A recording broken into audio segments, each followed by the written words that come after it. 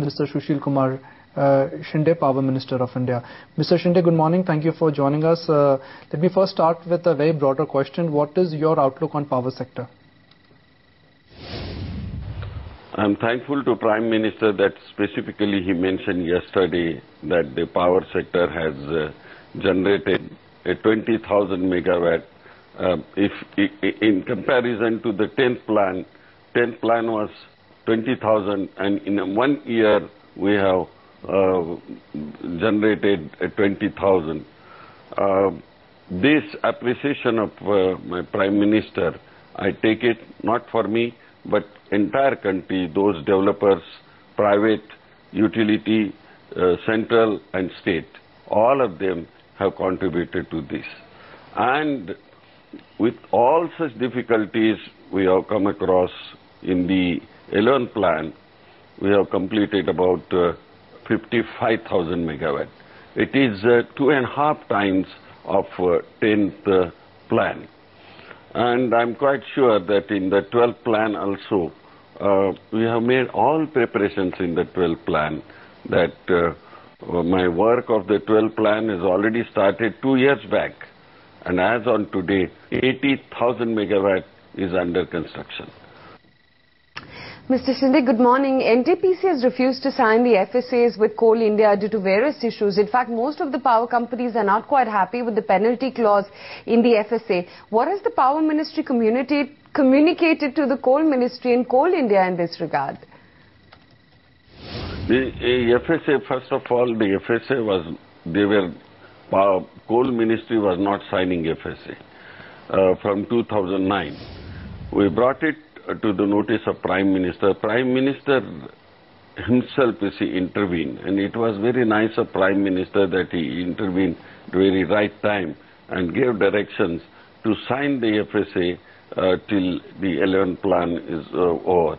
And I think the Principal Secretary of the Prime Minister has taken a lot of, strain on this to get it cleared up, and now that is cleared, the FSA.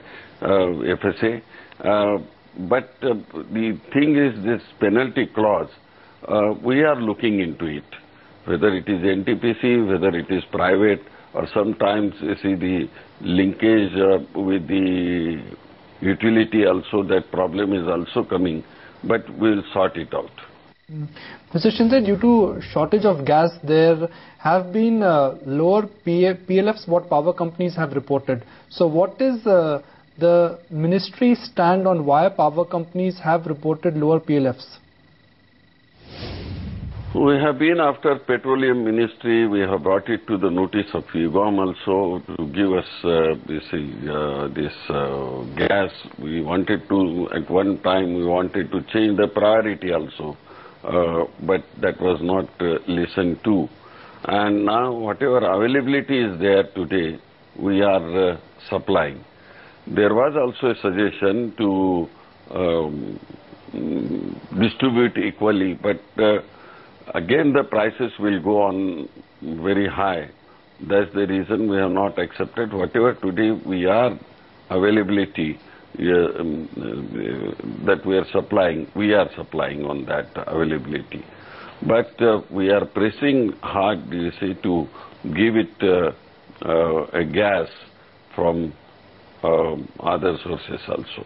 Not only KG6 basin, but from others also. It is a fact that I had just said that 7,000 megawatt is idle, and that is the reason we have asked our developers to go a little slow. But this position will remain for a couple of years, and after that there will be sufficient gas available. Mr. Shinde, so does this mean that gas price is not an issue for power companies, but gas availability is?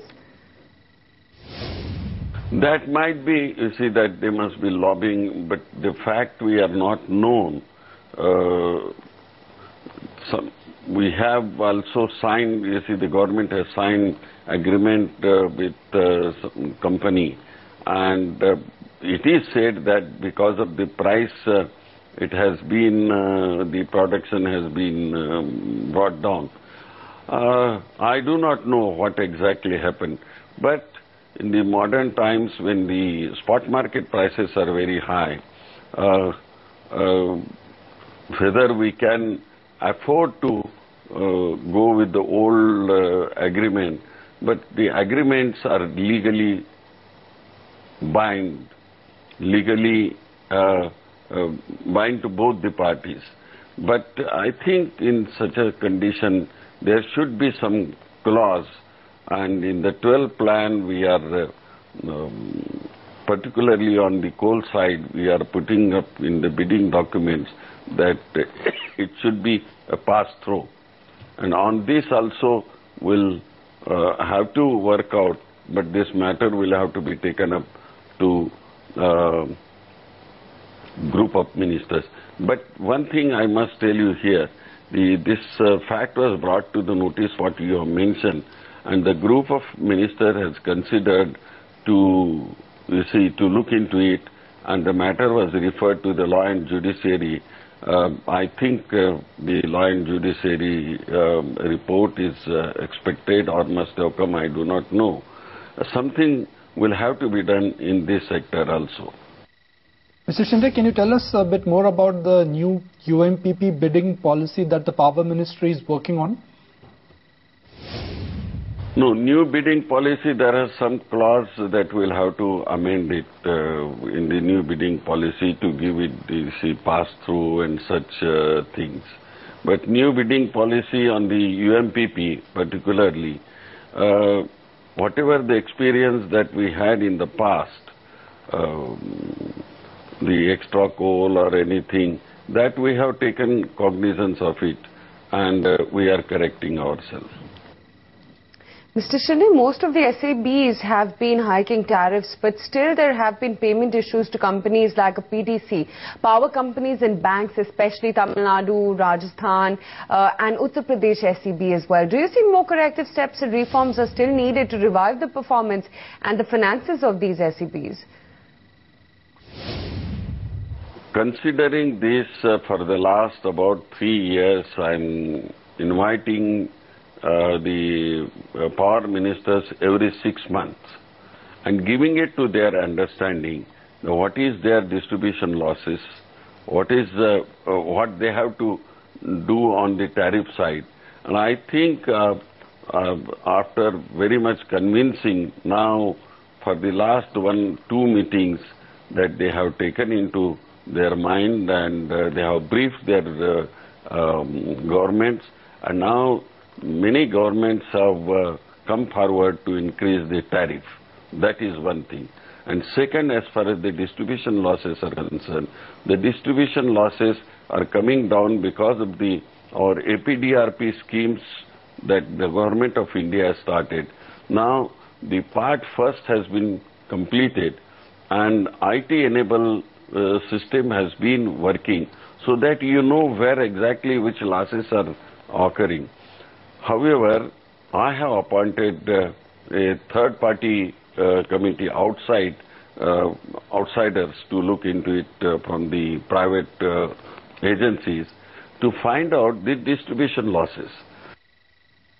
Mr. Shinde, on the power capacity addition plans in the next 5-year plans, there has been a substantial reduction by companies like NTPC due to lack of coal linkages and land acquisition issues, and of course environment clearances. How is the ministry tackling these issues? Land, as far as the land acquisition, I have laid down the example from the NTPC, from my Sholapur project and Mauda project in Maharashtra. We have not gone with the government rate. We have negotiated the price with the agriculturist, and land which was available on the government rate was for 50,000 rupees an acre. We have given 7 lakhs rupees an acre. Land which was available for 1 lakh rupees, we have given 10 lakhs, 11 lakh rupees on negotiation. And this negotiation type clearances, I have no problem of litigation. In 2 places I have come across, I discussed with the private developers, and most of the private developers are also doing that now. But if you want a cheaper land, there will be some difficulty. Now, you see, the new law is coming. One should consider, you see, your project is of 8,000 crores. And for the land acquisition and rehabilitation, if you are spending 200 crores, it's nothing. But why you want a cheap land? I think this agriculturists also toiling for generation to generation in that land. They also must get sufficient remuneration for this. And I think now the country is going forward on this.